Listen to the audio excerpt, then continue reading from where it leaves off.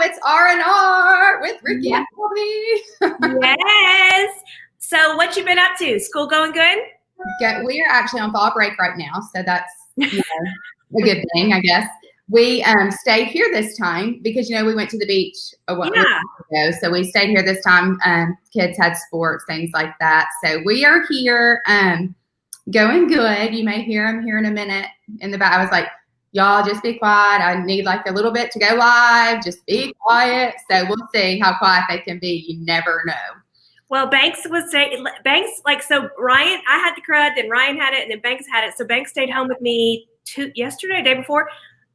Yeah, Robbie, I'm like, I don't even know what's wrong with me, but I can't even function with this, all the, like the assignments and stuff, because you can do them now, like, because some kids are doing virtual learning, so everything's there.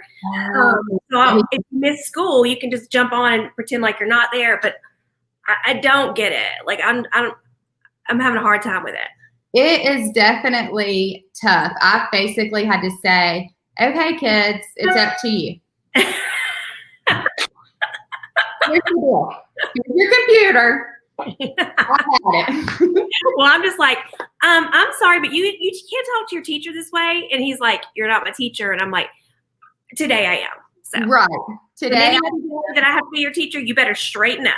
Yeah. I'm like, it's your job to pass 8th grade, not mine. So here. Yeah.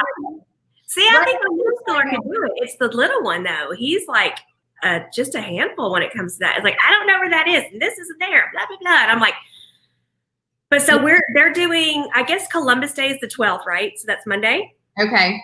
And so Tuesday, they have to stay out. And so they're going to make Tuesday a virtual learning day. So they're supposed to be getting them ready for this big day on Tuesday where it's all virtual learning. And I'm like, can we just not? Like, let's not. Yeah, let's just take a day off.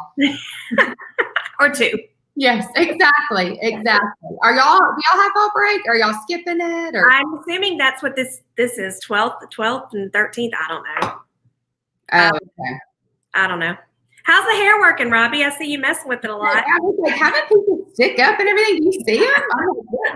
I guess I didn't use my hot tools, my little curling iron. And so it is just like a hot mess. I'm like, what is the deal? You're looking good. A hat, I guess. Who knows? I picked up that pink hat you got. It's so cute. With the corduroy? Mm-hmm. I love it. It's probably one of my favorites right now. I absolutely love it. Hey, another thing is, we haven't been together the past 2 weeks.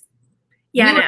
Sick, then I was out last week with tennis. So what's happened since then? What's going on? Any new changes? Nothing new so far. We got a big change coming up that you're going to get to be a part of. Oh, So I'm going to do, I don't know if you've heard of it, but it's Faster Way to Fat Loss. It's this like program where you carb cycle, do intermittent fasting, all this kind of stuff. Carb, fast, everything all at once? Yes, but the girl's going to tell me apparently today is high carb day. Today is this day. So we'll see how it goes.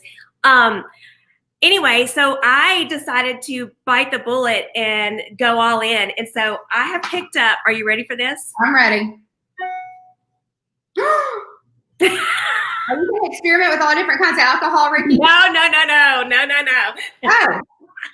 What are you doing? It's a 30-day alcohol-free challenge to interrupt your habits and help take control. So I'm thinking, like, if I'm going to buckle down and do all this, I'm just going to go all in. And so this is 30 days, but Faster Way is 6 weeks. So in 6 weeks, I should look like a brand new person. Okay, so and we get to see the transformation every week, and we get to hear about your alcohol experiment. Yeah, my alcohol experiment's going to be fun. That's the part I'm looking forward to. I want to hear from the others in your house who really care about this alcohol experiment or like what's going on.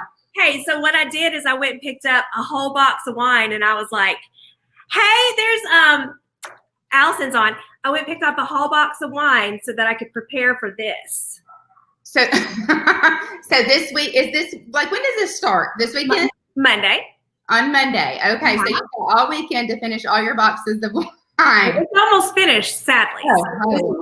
This is why this might be a good plan. We'll see. That's hilarious. Yeah, but it's like detoxing and bloating and all that kind of stuff too. So I'm like, well, while I'm just trying to get my act together, I might as well try this too. So honestly, Robbie, this is what's killing me. The wine is killing me as far as like getting where I want to be. So yeah, because you work out all the time. Yes. I mean, twice a day some days. So if I know it's it happens in the kitchen and not in that extra fridge over there. Say like 80-20 or something like that. Yeah, I'm going all in. Oh, y'all just hold me accountable. Oh, new Ricky. Next week we're going to see Ricky alcohol free. This is only temporary, Robbie. Only temporary. Okay, we're gonna see. You may end up loving it. Hey, you can get my sparkling ice waters. Yeah, they're good. This is actually like the Sam's brand Members Mark. Yeah, it's really good. I like it. Good. Yes, it's good. But so Ricky, it sounds like you actually will really benefit from today's guest as well, because it sounds like you are trying to be a superwoman. Oh, hands down, it's going to take, some superpowers to get through this next 6 weeks. And we have got a show for you today, because we have our own super mama who actually is the author of this book. It's called Wonderful. And it's talking about activating your own inner superpower. So that superpower where you can't say, I can get through this day. I can do it. I can do it. Or just go to sleep. Or I'm just going to need these superpowers to get me through the next 6 weeks. So I can't wait to hear what she's got to say. I know. So I'm going to bring in Kelly, our own superpower mama. Hey, Kelly. How are you? Oh, I'm so glad to be here. Hey, ladies. So Kelly, did you hear our intro? I mean, I need some superpower vibes over here coming. I'm kind of with Robbie. I want the report from your family. Exactly. And y'all comment on here things that you want us to, any questions or anything you have for Kelly, definitely come on and say hello, because we will watch those throughout the show. We may not get to all your questions, but she can always go back and answer as well. But we are definitely happy you're here, Kelly, and to highlight today. Like I said, I did get the book. I have not actually completed the book yet, but I'm super excited about it, and we will get that here in just a minute. But first of all, tell everybody about you. Well, warm greetings from Minnesota. Yeah. No, it's not snowing here yet. We always get that question. And I do say Minnesota, not Minnesota, like your soft and beautiful accent. So I live in central Minnesota, and my professional life, I am a speaker. So I get to travel the country and internationally speaking on superpowers. I also have another hustle, and that's empowering parents to launch their kids. So a little diversification there. Yeah. But lucky to love what I do. I just celebrated my 26th wedding anniversary, if you can believe that. And I still like him. I love him. And so it's good. And then we have 2 daughters, 2 real life Wonder Women, 21 and 24. One's a college student going into law enforcement. The other one is working in marketing. So that's my daughter's major, is marketing. Oh, is it? Okay. Yes, she's in her senior year right now. So yes, Fun career. Well, okay, Kelly, I'm curious with what you're speaking on in the book that you wrote. Like, what is your background in? Like, what did you go to? I mean, did you go to school, and like, how did you end up doing this? And then like, you wrote a book. So like, are you a writer, or are you like a psychiatrist? Tell me all about you. Not a psychiatrist. Trust me on that. No, actually, it's a kind of a funny story. I went to college to be a pilot. Oh. I did not have a plan B. I was 3 years old, and I had the Fisher-Price airplane. Oh. I had a babysitter when I was a little girl who ultimately became a pilot. Like, I had tunnel vision. That's all I was going to be. So I went to University of North Dakota, go Fighting Hawks, and took flight school. And I encountered a little bit of a problem. I didn't factor in the fact that I was the little girl who rode in the station wagon with the ice cream pail on my lap. I was motion sick. I thought I could outgrow it and overcome it. That's funny. I couldn't. I didn't. And so I would fly my flight lesson, and without getting too graphic and gross, I'd hurl my guts out the rest of the day. Oh my God. And I could only do that for a few months before I was depleted. I mean, physically, emotionally. And so I had to find a plan B, and I didn't have one, but I looked at my college transcript and all the classes that were public speaking, English, writing, communication. I was like straight A's. So I'm like, well, that's probably a sign that that's what I'm good at. And so went in for an aviation degree, walked away with a PR degree, public relations. Okay. That's the education background. Yeah. Okay. That's awesome though. Yeah. You're funny. And then Kelly, so you're talking about flying, but I do want to tell people, they may not know this, but Kelly actually worked with FedEx for a little bit here in Memphis, Tennessee. So she did live in Memphis for a little bit. So that's I have a heart for Memphis and for Tennessee so much. Just had to give that Tennessee plug in there. Yeah. So how did you kind of fall into the niche that you're in now? Well, you got to fast forward a lot of years. I did ultimately graduate from college and still worked in the aviation industry at a different capacity. But in the meantime, I fell in love with that guy I mentioned earlier and ended up relocating back to Minnesota, worked as a public relations executive until the birth of our first daughter. Brooke came 5 weeks early, scared us a little bit.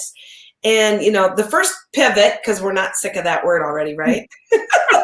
I had to pivot in college with the degree program. And then when Brooke came, I decided to pivot. We decided I would pivot and stayed home to raise the babies. Oh, and yeah. I did that for 16 years. Oh, really? 16 years I stayed home to raise children. But it was about the time those girls were hitting their teenage years. I was so itchy to go back out of the house and to go back into more of a corporate type situation. Right. But how? Because you have to understand, when I left corporate America, my executive PR position, we didn't have a thing called the internet. We wore dynasty suits. Do you remember? The big shoulder pads and the bigger hair. And so during those years, I mean, the internet happened. The World Wide Web was born. Dynasty suits went away. Business casual came in. All the things. We went from computers the size of a VW Beetle to computers in our butt pockets, our phones. So I had a learning curve that was like, whew. But long story short, I got so lucky and landed a position with a local healthcare organization. They were looking for a spokesmom. Oh, you heard me. Not a spokesperson, spokesmom. They were starting a really neat program, a health and nutrition program for families, and they wanted a real life woman, mom, to come out and be able to sit down and speak face to face. Somebody who had the ability to train rooms of physicians, but also rooms of moms, rooms of grocery store visitors, customers. So really being able to relate to them. Yes. And so that's really how I launched back into the corporate world and ultimately a speaking career. I worked for them for a handful of years, but deep down, I had always had this dream, the one that you're too scared to actually act on. Someday I'm going to write a book. Someday I'm going to be my own boss. I'm going to write books and write for clients and maybe speak, but someday. And finally, I'm going to use the Southern phrase, bless his heart. My husband said, Cal, when's someday? And I went, what do you mean? He goes, well, when's someday? You keep saying someday I'm going to write a book. And I kind of must have had this like confused look. He goes, you're not getting any younger. Do it. You better jump on it. Now you know where the bless your heart came from. You don't have to tell me I'm not getting younger. I feel it every day. That was really the push, the kick in the pants I needed was for him to say, do it. I gotcha. And so I did. And my first book, which is actually on parenting through that high school to college transition, launching our kids. And it's called Out to Sea. And so ultimately I wrote that book. And then I kept getting asked to speak on it at college campuses, on high school senior parent nights and that kind of thing. Yeah. And which led me to college campuses where I met lots of young women and professional women and moms at all the high school gigs.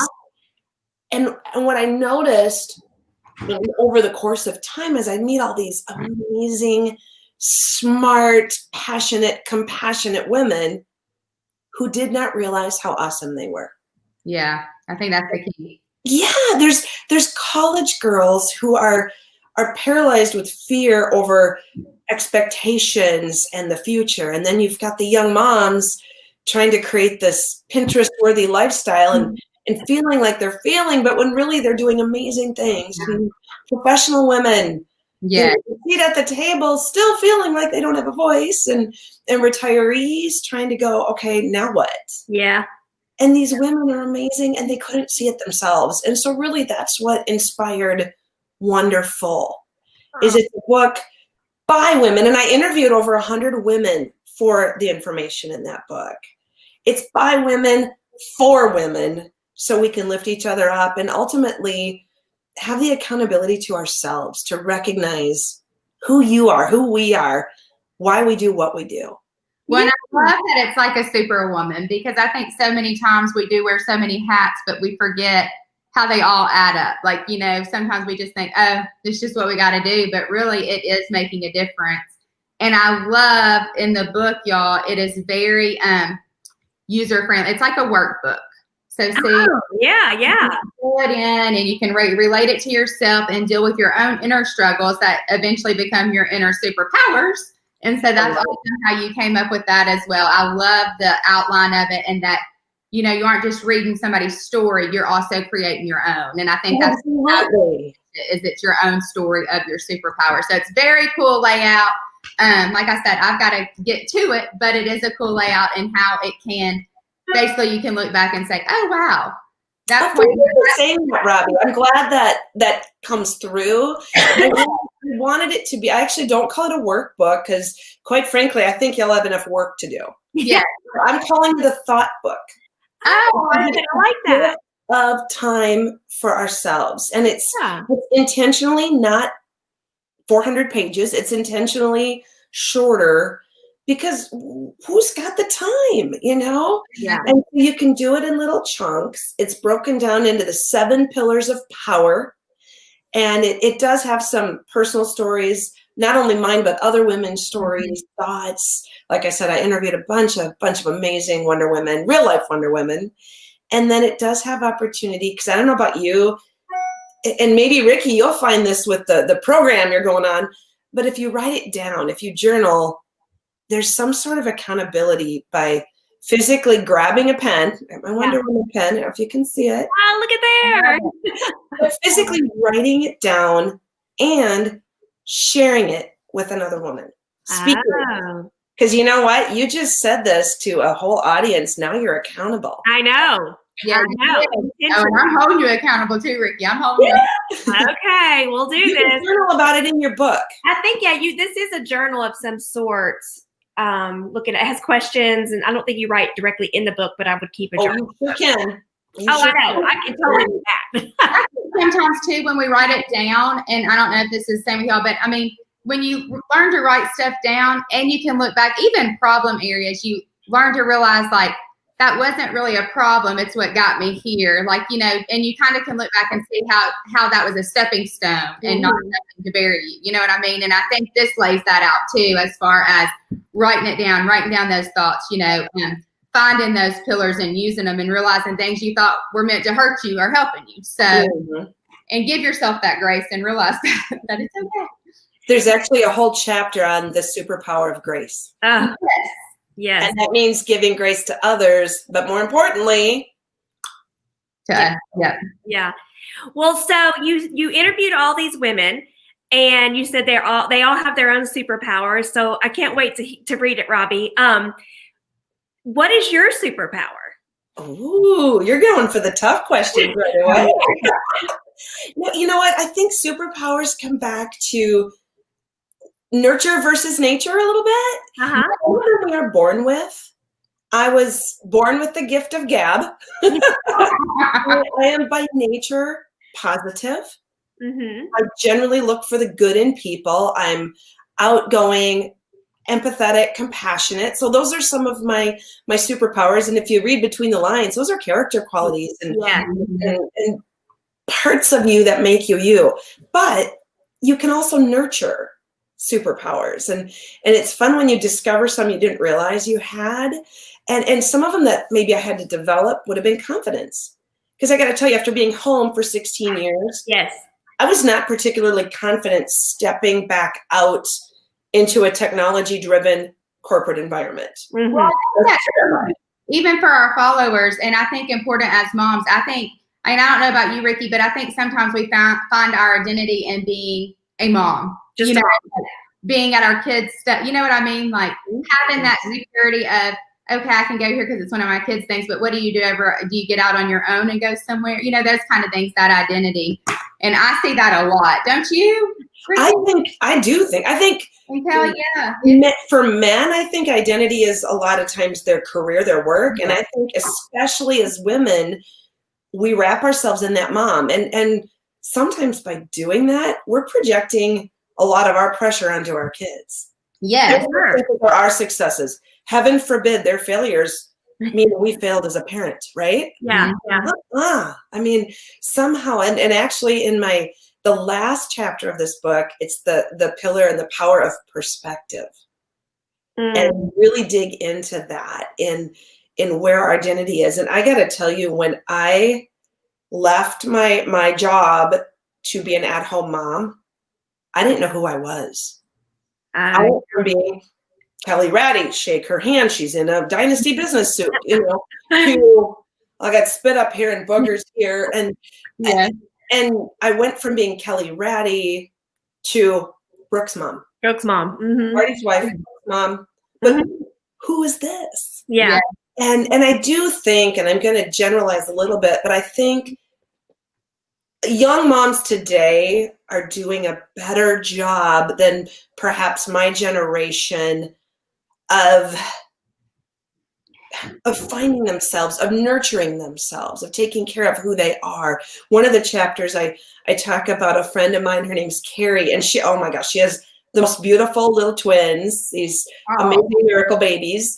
And yet I have so much respect for the fact that she still makes time. They make time for date night. She makes time for self-care and whatever that looks like for each of us. I didn't really do as much of that. I was so wrapped up in my kids. I lost me. Yeah. Like, I commend the moms today who are, it's not selfish to take care of yourself. I think we have this idea that, well, time for me is selfish. That's not right. It's all about the kids. Well, no, because guess what? You cannot fill from an empty pitcher.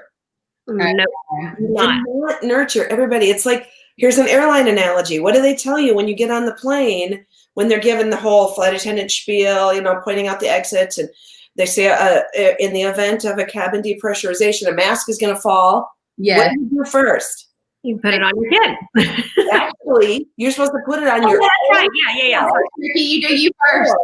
If you can't breathe, then you can't take care of them. Your instinct is take care of the kids first, because that's what you do. And in reality, cover your own nose and mouth. And you know why? Because you're no good to the kid or the elderly person or anybody next to you if you're passed out on the floor. Yeah. So that's a really great visual to remember. If we take care of ourselves first, not exclusively, but first, then we're able to nurture everybody else who depends on us. Yeah. Well, I'd be curious to know what my superpower is, because like I'm with you. I mean, when somebody says to me, like, what are you good at? I'm a good mom. Like I think I'm a good mom. But other than that, like that's about the only thing I like to brag on is the fact that like my kids are, they're smart, they're beautiful, they're talented, so yay me. Yeah. You know what? Think about what makes you shine. Yeah. And for a lot of women, there's this humility where, gosh, I'm not going to toot my own horn too much. But by taking a few minutes, sitting down with this book, there's a whole section on identifying your superpowers, on how to do it and what they are. And there's even a list of them to get you started. if you're struggling, if anybody watching struggles with this, you're not alone. It's hard for a lot of women. Yeah. So if you can only come up with, well, I'm a good mom, crickets, crickets, crickets. Ask yourself, what would the people around you, what would Robbie say Ricky's superpowers are? Yeah. Yeah. What would Ricky say Robbie's are? That will give you a perspective on what you actually shine at. Yeah. Make sense? Definitely. For sure.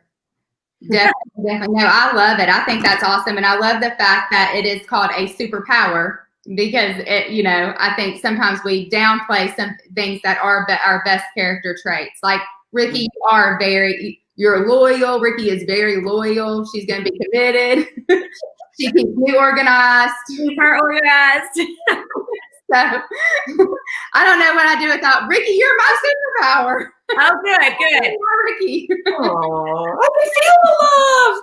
You think about it. You're both creative. I don't know you well. You're both creative. You both have super positive energy. Can we have Kelly on every time? We are.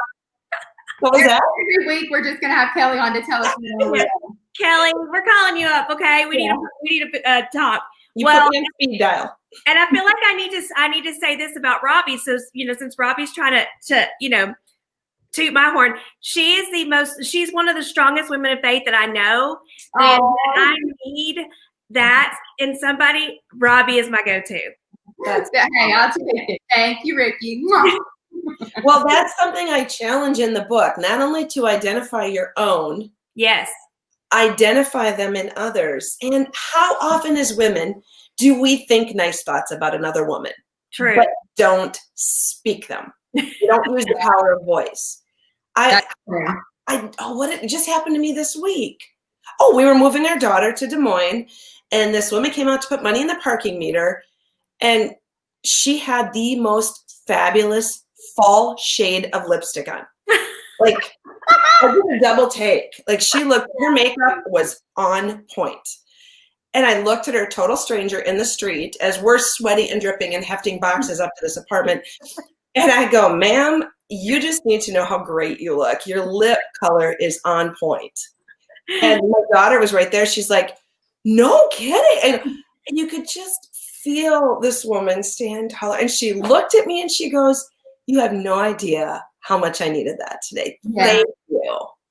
Well, guess what happened? So she probably went back into the restaurant and sat down with the person she's having lunch with. And I'm guessing oozed some positivity on them. Yes. This is a whole movement if we think about it. Not only do you want to recognize your own, recognize and speak to them and others, and take it one step further. Once you identify your own, use them. Like, intentionally commit to using your superpowers for greater good. Yeah. You know, that's a mouthful, but guess what? I'm a good written communicator. That is one of my superpowers, and I will own it. So what I need to do is take that superpower, grab a good old-fashioned pen and paper. Yes. And my mother-in-law loves to receive letters. She doesn't want an email. She wants a letter in her mailbox. Yes. Why can't I take 5 minutes to use that gift of mine to write her a letter? Yeah. It's 5 minutes out of my week that will make hers. That's how simple it is. It doesn't have to be huge, major things, but we all have the ability to spread our superpowers and to commit to using them. And I dig into that more in the book, but that's the premise of it. So that's what you would, that's the premise is find your superpower and then use it. Use it. Don't sit on them. Use them. Mm-hmm. When you think of a superhero, you don't picture Wonder Woman laying on a couch with a box of wine and a bag of potato chips. So what are you saying, Kelly? I'm saying stand tall, put on your red boots, and go rock somebody's world. Punch through the day, Ricky. Punch through the day. Yeah. No, I think that's awesome as far as being contagious and spreading it. And especially, I mean, I want to speak to our audience too, like a lot of moms, and we have a lot of moms that are new moms and moms that are the same life as us as far as kids being older and, like you said, launching and kind of venturing out. And that's when you're stuck at home like, okay, what now? But those are some long days. It's so important to sit there and let them realize, find their superpower so they can even leap into life. And what would you say to encourage them as far as if they want to start their own business, or if they want to, you know, put things on work, like to sit there and find something that they want to get out there, or kind of find their identity instead of just their kids now that their kids are gone? Because that's hard for a lot of people. It is. It is. I think, well, it's going to be sounding that movie, Failure to Launch. Do y'all? Failure to Launch? That movie, you know, like where he like stays at home and he won't leave the house, and the parents try to get him to leave. Like Kathy Bates and Matthew McConaughey. Yep. Yes. Oh, funny. There's. I need to bring up Matthew McConaughey for a minute. I love it. Well, to answer that, I would say it's so sweet. I think one of the biggest challenges or problems is we're trying to do too much. We're trying to, the expectations that we set for ourselves are so high. Yeah. So I think first, just taking a breath, giving yourself some grace, and being present. I call it do less better, first of all. And what I mean by that is reduce some of the pressure and increase some of the margin. It's about saying no to the things that deplete you. Yeah. So you have room for those ideas. I want to write a book. I might want to start a business, for the creativity. And also on a deeper level, it's letting go of the preconceived notion that you're not a good mom if you don't make every soccer game or every event or conference or whatever it is, or I'm not a good woman if I don't do this or that, or wife. Letting go some of those preconceived notions in order to flourish. And yeah, I do think fear, it's a funny thing. It can hold you hostage. So instead of thinking, and during this corona, I think a lot of people, and it's so serious, but I do think almost fear can take a hold instead of just your common sense too of, okay, I can't live in fear, because then you just learn to control out of fear. You know, you try to absolutely out of fear. Yeah. It will stop you from moving forward. And the other thing to remember is when I say moving forward, baby steps are steps in the right direction. Yeah. And I think we're in this idea that we have to leap forward and everything has to be big and magnified, and an itty bitty step is still a step in the right direction, and they add up to big steps ultimately. And like you said, don't let your drive be hindered by your fear. Instead of thinking, what if I fail? Oh, ladies, how many times have I failed? But try thinking, so what's the worst that can happen if I do this? Like, if I do it and fail, what's the worst outcome? And then if you really want to flip it on its butt, say, what if I succeed? Yeah. Now, I'm not saying go out and gamble your life savings for some new venture without doing your homework and your due diligence. As far as what was that? So you do still have to be wise. Right. Use discernment, be wise, do your homework. But, and if you're going to write a book, I'll give you the inside scoop. Unless you're Kardashian, your last name's Kardashian, you're probably not going to make a fortune on it. So make sure you write about something you love. Yeah. But I think if you have a dream, what's the worst thing that can happen if it doesn't work? Mm-hmm. What's the best thing that can happen if it does? And then start thinking through that business plan. You do have to do your due diligence. You do have to maybe talk through it, write it down. We get some clarity by journaling. The thought book's a good place to start. And talk with some of your trusted inner circle, but don't stop there, because a lot of times our inner circle is really quick to say, you got this, you can do it. But you also have to ask people who are going to give you some tough questions, a business advisor, a coach, somebody in the industry you're looking at. If you do the work, and it's going to be a lot, then you've got the foundation that will help kind of fire your fear. Yeah. You know what you're getting into. Use your superpowers to do it. Well, you kind of answered my question, because I was gonna, one of the questions I was going to ask you today was, what would you say to women who want to branch out and do something different like you did, like write a book or whatever that may be, And what would you say to them, if it was fear that was holding them back? Because it sounds like in order to find your superpowers, you've got to identify the fear. Right. And fear's not a bad thing. Yeah. Because fear can be a warning too.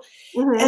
And I, that's something that I was when our girls were younger. Actually, when I first got the offer for the job that after being home for 16 years, got the offer for that healthcare for the spokesmom position.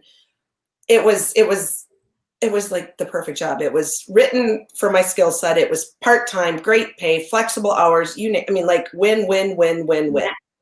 I couldn't sign that contract fast enough. And I had 3 weeks from the date I signed the contract until the day I started. And in those 3 weeks, I became paralyzed by fear. Yeah. I went from being over the moon excited to petrified. Yeah. And it's all because these voices that live up here started saying things like, you're not smart enough. Yeah. What if you fail? You're not professional enough. And one of them said, what do you think you're doing? You're just an at-home mom. Oh, yeah. I am not kidding when I say these voices that take up this real estate right here took on a life of their own and stopped me. And it was actually my family that gave me the little pep talk that pulled me out of it. It was the night before I was supposed to start.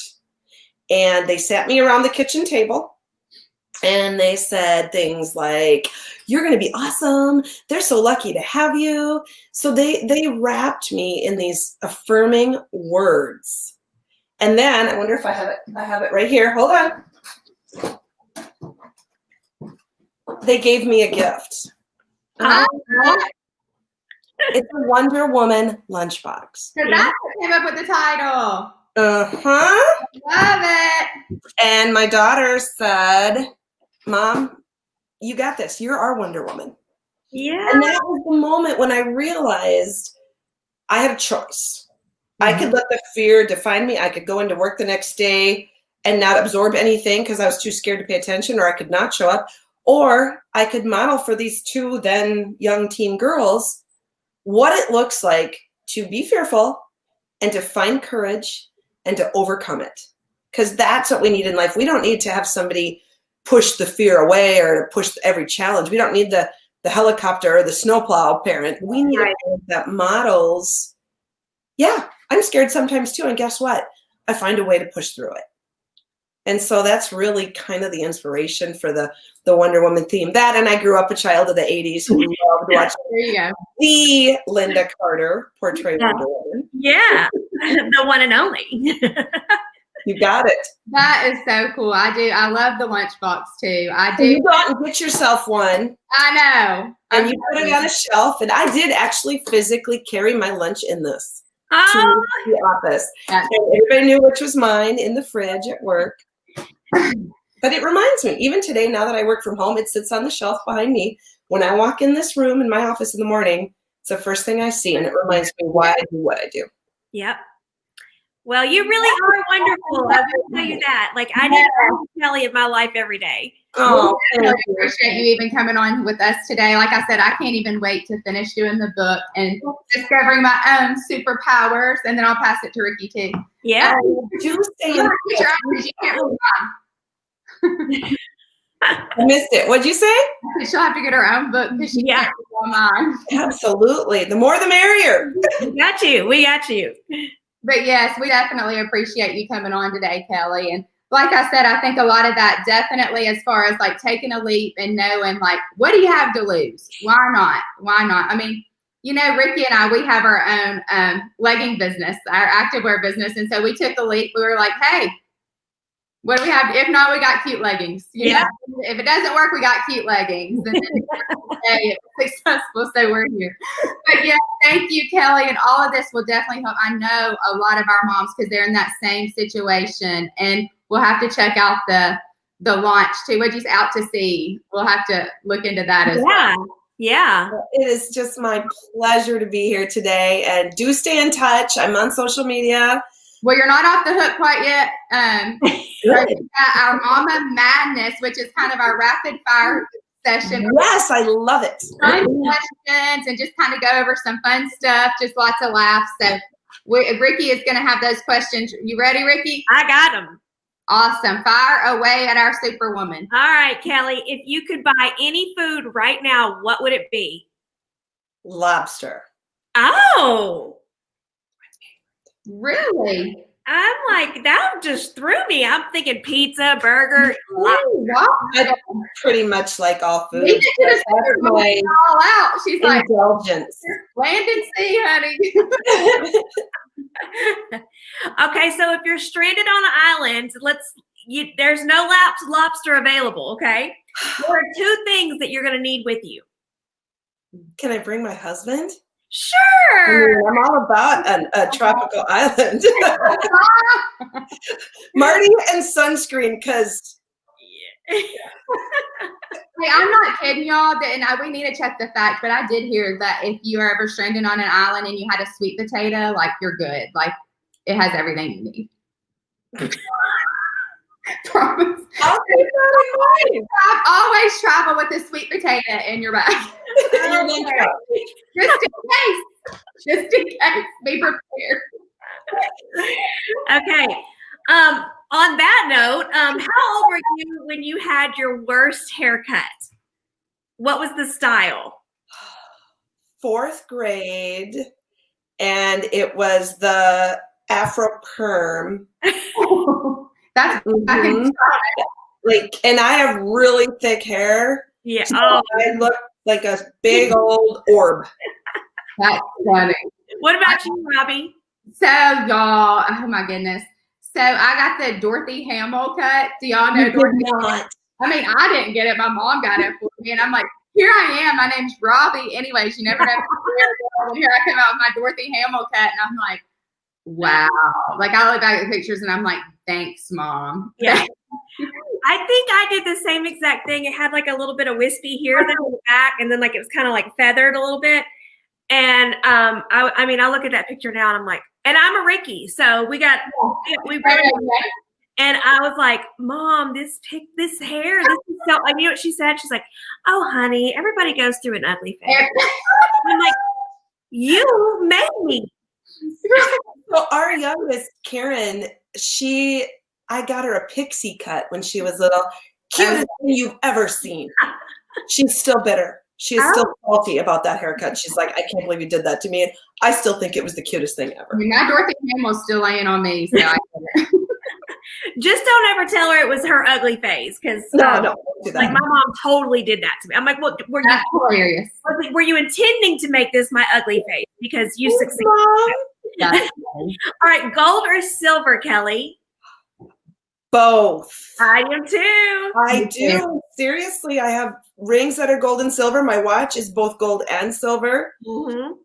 Mm-hmm. Yeah. Those are the days where you have to change out. Like I've got gold necklaces, silver rings. I'm all over the place. That's like saying pick a favorite child. Yeah. Yeah. And then the last question is, when was the last time you were emotional? Saturday. Really? We dropped Brooke off at her new apartment in Des Moines. I'm emotional good.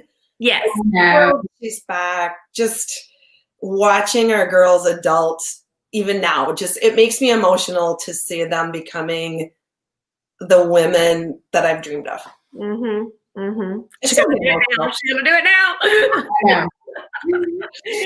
Well, you passed the test, Kelly. Even when you have all these superpowers, you are still you're just us. You're one of us. I know. Thank you so much for coming on today. Yeah, we appreciate it. My pleasure. I'd love to do it again. Awesome. We'll have you on again. Thanks, Kelly. Bye, Kelly. I do want to remind everybody, here is her book as well. I ordered mine off Amazon, came very quickly, so you can definitely get it there too. No cape required. Exactly. Hey, that still reminds me though. I want to do that marathon, Robbie, with where you get the medal, the Superwoman medal. We need to find one of those. Can we just order the medal? Huh? we just order no, that? no, Okay. it doesn't work that way. We're gonna. That's hilarious. Okay, girl. Well, you go and you keep me updated on your diet. Starting Monday. I know. Maybe I should do it with you. Pray for me. Pray for problem with me. I can do that part as just the other food. Like I need my chocolate chip cookies. Yes, I know. You love your chocolate. I know. But I got till Monday, so we'll check back Monday and see how things go. Or Thursday. Yes, definitely. All right, girl. All right, girl. Everybody enjoy their week. Have a good weekend. And remember to live your best life in leggings. Oh, speaking of leggings, what do you have on today? I have got on, this is actually, I don't know if you've seen it. This is little pullovers, and it's even got the hood. I love it. It's kind of lightweight, but it comes in black and this cream color. So I think it's cute. That is super cute. And then I just have on some black leggings. So we kind of match today because I have on the green. Oh, I love the olive green. Yes. So cute. Look at my wild hair. Woo. I got to get off there and go fix it or something. Well, okay. So, you go fix your hair and live your best life. Okay, you too, girl. I will talk to you later. Okay, bye. Bye. Bye.